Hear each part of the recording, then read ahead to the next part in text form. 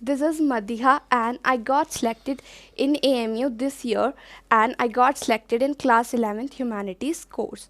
So today I will share about my entrance journey. तो आज मैं आप लोगों को अपनी एंट्रेंस जर्नी शेयर करूंगी कि मुझे कैसे मतलब मैंने तैयारी की और मैंने AMU का एग्ज़ाम दिया। क्योंकि जब हम लोग एग्ज़ाम देने की हम सोचते हैं तो हम लोगों को नहीं पता होता हमें क्या करना है और हमें ये भी नहीं पता होता कि हमें पढ़ना कैसे है। तो सबसे पहले हमारे रूटीन में दो चीज़ें बहुत ज़्यादा इम्पॉर्टेंट होती है, हमारी स्ट्रैटेजी और हमारी गाइडेंस।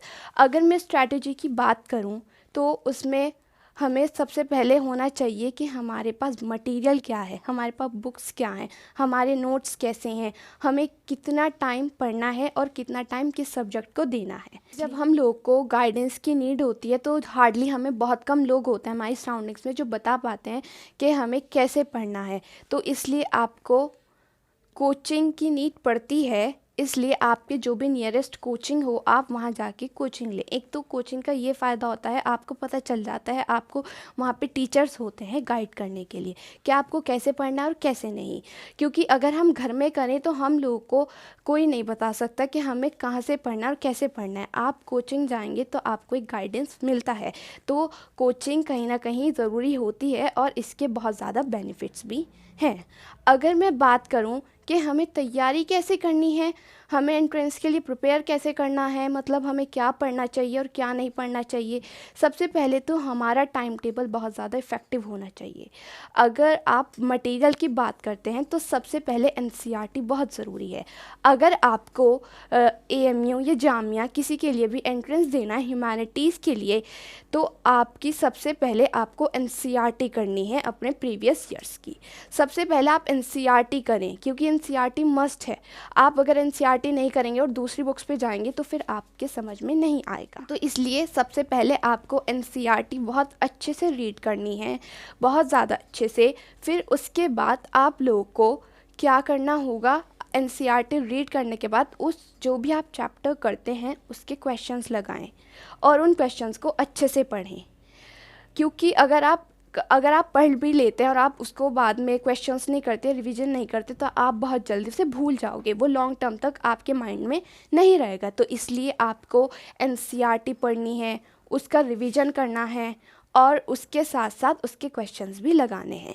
अब सबसे बड़ी प्रॉब्लम आती है मैथ्स में, क्योंकि मैथ्स हार्डली बहुत कम बच्चे कर पाते हैं। तो मैथ्स के लिए क्या करना है, मैथ्स के लिए सबसे पहले आपको अपनी प्रीवियस ईयर की एनसीईआरटी ही करनी होती है।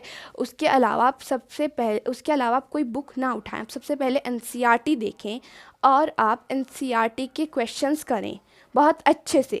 उसके बाद अगर आपके पास इतना टाइम है कि आप दूसरी बुक्स कर सकते हैं तो आप उनमें जाके क्वेश्चंस प्रैक्टिस करें, लेकिन सबसे पहले एनसीईआरटी करें क्योंकि एनसीईआरटी से आपका बेस बनेगा और आपके डाउट्स भी क्लियर होंगे। तो आप सबसे पहले एनसीईआरटी करें। इसलिए सबसे पहले आपको एनसीईआरटी कंप्लीट करनी है अपनी मैथ्स की और अपनी एसएसटी की, क्योंकि अगर आप ह्यूमैनिटीज़ के लिए एग्ज़ाम दे रहे हो या कॉमर्स के लिए तो आपको एसएसटी करनी है सबसे पहले और मैथ्स।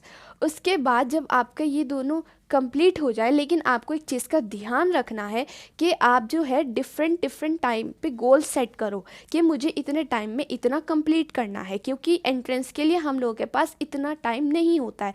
मिनिमम हमें तो 2 से 3 महीने मिलते हैं। तो इसलिए आपको बहुत सारी एनसीईआरटी पढ़नी होती है, इसलिए आपको अपना टाइम टेबल काफ़ी इफेक्टिव रखना होगा। आपको डेली बेसिस पे गोल्स भी बनाने होंगे और रिवीजन तो आपको टाइम टू टाइम ही करना होगा। और अगर आप सोचते हैं कि आप पहले एक सब्जेक्ट को करें तो ऐसा नहीं, आपको अपने टाइम को इस तरीके से डिवाइड करना होगा कि अगर आप एक टाइम पे अगर आप एसएसटी कर रहे हो, अपना रीडिंग सब्जेक्ट कर रहे हो, तो आप दूसरा टाइम अपना मैथ्स कर सको। तो आपको अपना टाइम टेबल बहुत ज़्यादा इफ़ेक्टिव रखना होगा। अगर हम उसके बात करें तो हम बात करेंगे जीके या इंडो इस्लामिक। तो आपको मैं पहले जैसे मैंने बताया कि कहीं ना कहीं कोचिंग बहुत ज़्यादा बेनिफिशियल होती है, क्योंकि हम लोगों को नहीं पता होता कि जीके और इंडो इस्लामिक कहाँ से आएगी और कैसे होगी, क्योंकि हमने ना तो कभी पढ़ा होता है इंडो को। तो इस वजह से हम लोगों को कोचिंग अगर हम जाते हैं तो वहाँ पे हमें काफ़ी ज़्यादा इन दोनों के बारे में गाइडेंस मिलती है। आपको नोट्स मिल जाते हैं, आपको बता दिया जाता है कि प्रीवियस ईयर में ये चीज़ें आई हैं, तो आप उन चीज़ों पे बहुत आराम से फोकस कर सकते हैं। और अगर आपका रीडिंग आपकी अगर एनसीईआरटी कंप्लीट हो जाती है तो आपको अपनी जीके और इंडो पे भी बहुत ज़्यादा कंसंट्रेट करना पड़ता है, क्योंकि अगर आपका कहीं आप कहीं एंट्रेंस में कहीं पे भी आपसे कोई गलती हो जाती है जो आपका जो आपके मेन सब्जेक्ट है, तो आप कहीं ना कहीं उस चीज़ से स्कोर कर सकते हो।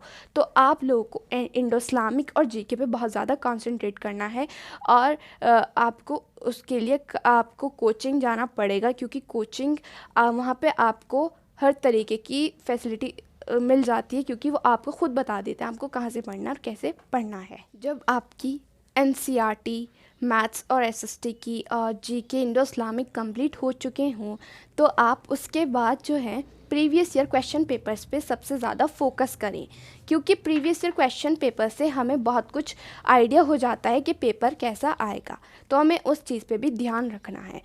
और आपको कम से कम 10 से 12 साल के पीछे के पेपर जो हैं वो आने ही आने चाहिए, क्योंकि वो मस्ट है। तो क्योंकि हमें पता चल जाएगा कि हमारा पेपर कहाँ से आया है, कैसे आया है और किस तरीके से आएगा। तो हमें प्रीवियस ईयर क्वेश्चन पेपर करने बहुत ज़्यादा ज़रूरी हैं और हमें इन्हें स्किप नहीं करना चाहिए, क्योंकि मोस्टली एंट्रेंस में बहुत कम टाइम होता है और बच्चे जो हैं इसको स्किप कर देते हैं। तो इस वजह से हमें प्रीवियस ईयर क्वेश्चंस भी करने हैं।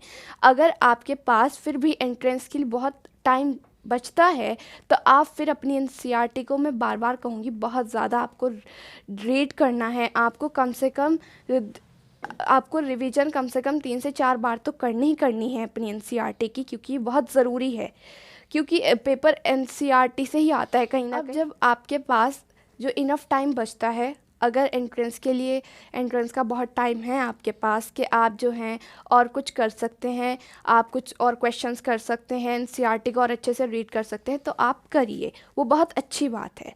अब मैं बात करती हूँ अब हमारे एंट्रेंस गोल, यानी हमें इतना पता होना चाहिए एंट्रेंस जब हम देने जाएं कि हम लोगों को कितना नंबर का करके आना है, कितना मतलब हमें अपना 100% देना है, क्योंकि आप लोगों को इस तरीके से अपनी स्ट्रैटेजी को बहुत ज़्यादा स्ट्रांग रखना होता है कि मुझे कितनी % कहाँ से मार्क्स गेन करने हैं, क्योंकि हमें नहीं पता होता पेपर कहाँ से आना है, इसलिए हम बहुत सी चीज़ों में तो रह जाते हैं जो कि हमारा मेन सब्जेक्ट भी होता है। तो इसलिए हमें बहुत ज़्यादा स्ट्रैटेजी के साथ अपने पेपर को करके आना है, और आपको पहले ही अपने माइंड में एक गोल सेट कर लेना है कि मुझे एंट्रेंस पेपर इतने का करना है, और ये बहुत ज़्यादा ज़रूरी है। अगर आप एक पूरी स्ट्रैटेजी को अपने साथ लेकर चलेंगे तो एक बहुत अच्छा और बेनिफिट मिलेगा आपको, और क्या पता आपका नंबर भी आ जाए। तो आप लोगों को इन सब चीज़ों पे बहुत ज़्यादा ध्यान देना है, स्ट्रैटेजी पे, गाइडेंस पे, बुक मटेरियल्स पे, इन सब चीज़ों पे आपको बहुत ज़्यादा ध्यान देना है। आपकी स्ट्रैटेजी बहुत ज़्यादा अच्छी होनी चाहिए किसी भी एंट्रेंस को क्लियर करने के लिए। और आप इसी स्ट्रैटेजी से अगर आप देखेंगे मे बी इंशाल्लाह यू विल गेट नंबर, जहाँ आप चाहते हैं वहाँ पे आएगा। तो आपको क्या करना है कि आपको अपनी स्ट्रैटेजी बहुत अच्छी रखनी है और इसी तरीके से तैयारी करनी है। जितना आपका टाइम टेबल इफ़ेक्टिव होगा उतना ही आपके लिए फ़ायदा है। और आप जो हैं, जो मैंने आपको चीज़ें बताई, जो भी मैंने बुक मटेरियल बताया, आप उन चीज़ों पे फोकस करें। आप उसके अलावा किसी और चीज़ पर इतना ध्यान ना दें, क्योंकि जब हम तैयारी करते हैं तो सब आके अपनी अलग अलग एडवाइस देते हैं। तो प्लीज़, बहुत सारी ऐसी बुक्स हैं मार्केट्स में जो लोग पढ़ते हैं बट उनका कोई फ़ायदा नहीं होता, तो आप उनको अवॉइड करें। आप एनसीईआरटी से शुरुआत करें और आपको खुद आपको बाद में खुद रिज़ल्ट दिखाई देने लगेगा। In the last I will say best of luck and prepare well for your exam. Thank you.